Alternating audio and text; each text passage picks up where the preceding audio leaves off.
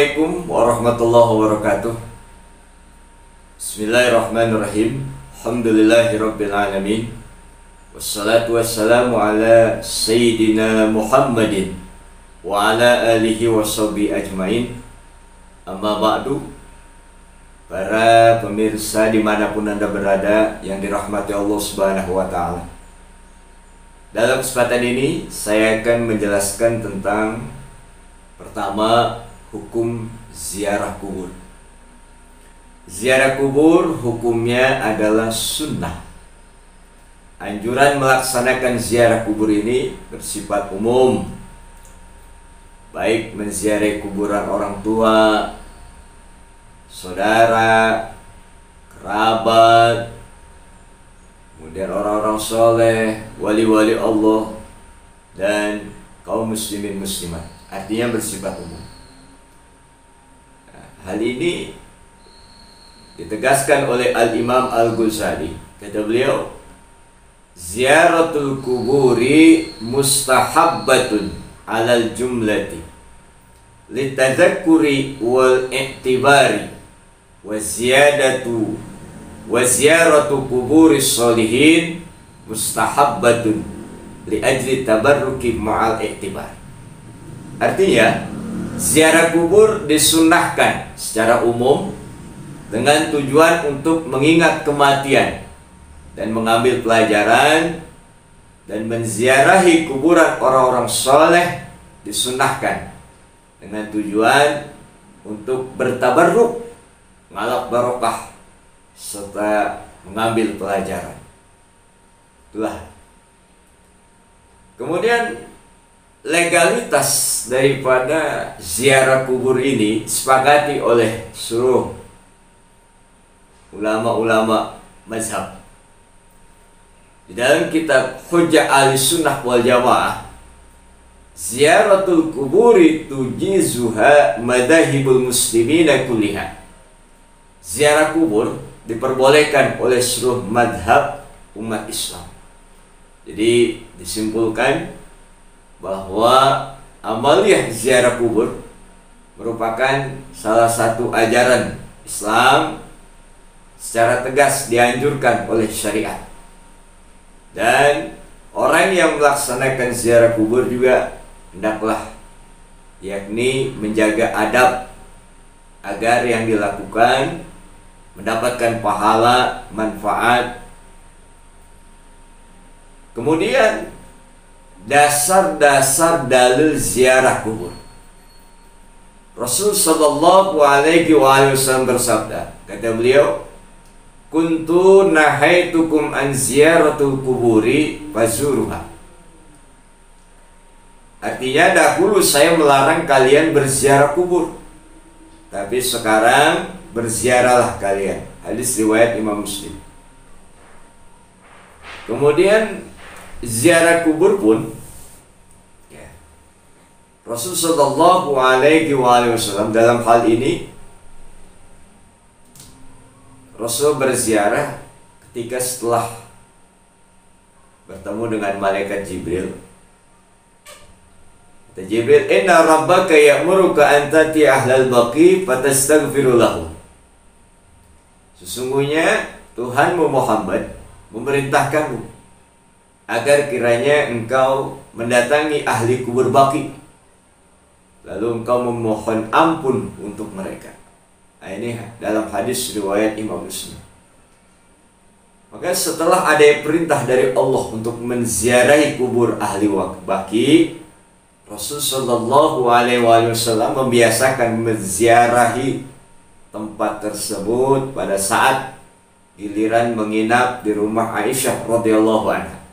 Karena istri Rasul banyak, lagi kebetulan bertepatan gilirannya adalah di rumah Sayyidah Aisyah, maka beliau menyempatkan diri untuk berziarah ke Ahlul Baqi. Hal ini diriwayatkan oleh Sayyidah Aisyah radhiyallahu anha. Kana Rasulullah sallallahu alaihi wasallam kullama kana lailatuha min Rasulillah sallallahu alaihi wasallam yakhruju min akhiril lail ila al-baqi fayaqulu assalamu alaikum dara qaumin mu'minin wa atakum ma tu'aduna ghadan mu'ajjalun wa inna insyaallah bikum lahiqun Allahumma ghfir li ahlil baqi'il gharqad.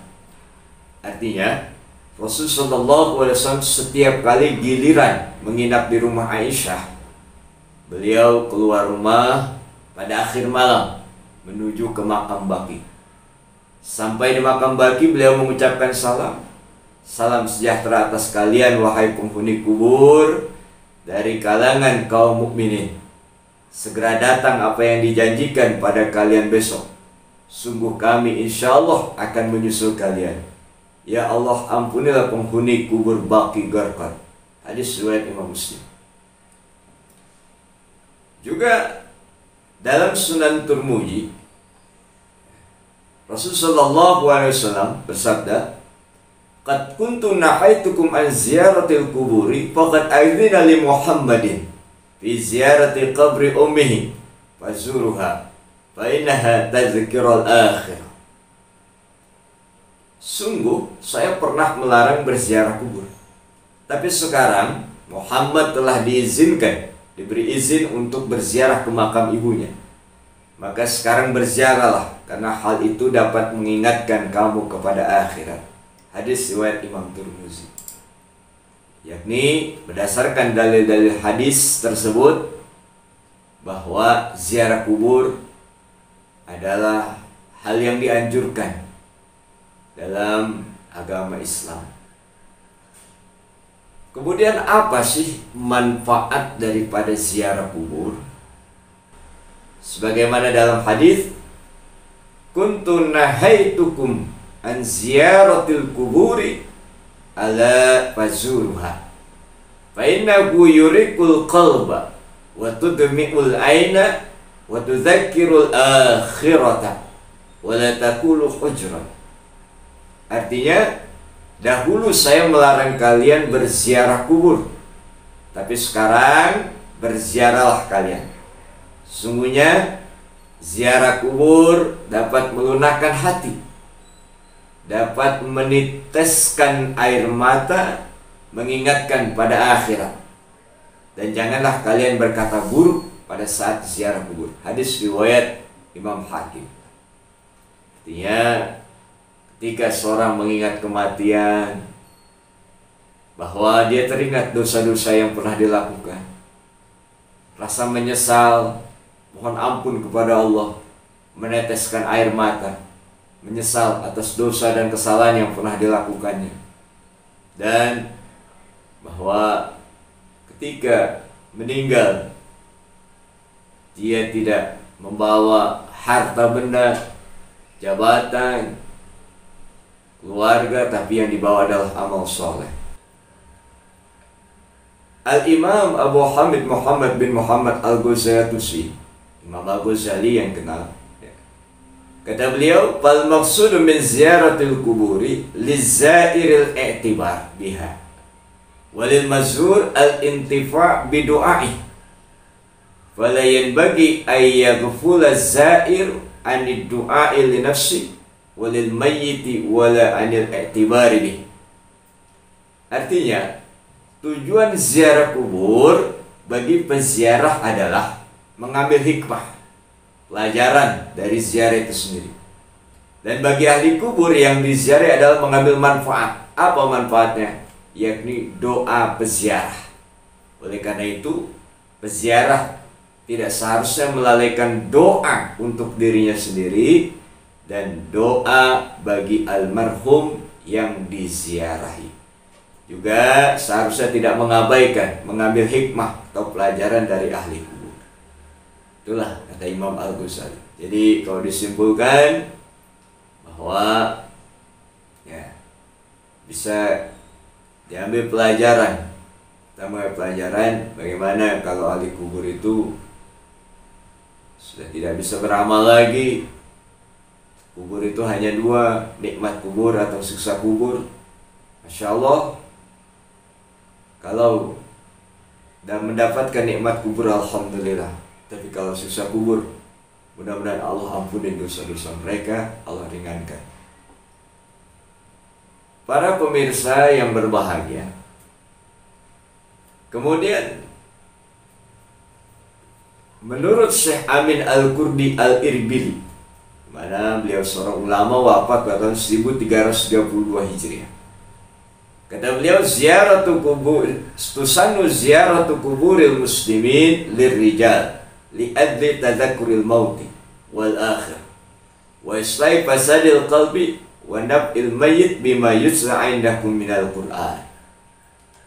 Artinya sunnah menziarahi kuburan orang Islam bagi laki-laki dengan tujuan untuk mengingat mati dan akhirat, juga memperbaiki hati dan manfaatnya bacaan Quran yang dibacakan dihadiahkan untuk mayit, kata beliau. Artinya bahwa yang kita baca, kita hadiahkan pahalanya untuk para almarhumin adalah sampai. Kemudian kita yang berdoa, selain kita mendoakan diri kita sendiri, keluarga kita, kerabat kita, guru-guru kita yang masih hidup, kita doakan para almarhumin yang telah meninggal dunia, kaum muslimin muslimat, mukminin mukminat, khusus orang-orang tua kita, guru-guru kita, orang-orang yang telah berjasa. Dari doa ini para almarhumin mendapatkan manfaat dari kita, dari doa kita sekalian. Para pemirsa yang berbahagia yang dimuliakan Allah Subhanahu wa taala, yakni Sayyid Az-Zabidi dalam mensyarah Ihya Ulumuddin, beliau menjelaskan, hal yuqaddimu du'a li nafsi thumma al-mayyiti au bil aksi. Apakah peziarah mendoakan dirinya kemudian ahli kubur, atau sebaliknya, yakni ahli kubur dulu, doain ahli kubur dulu baru doa untuk kita sendiri.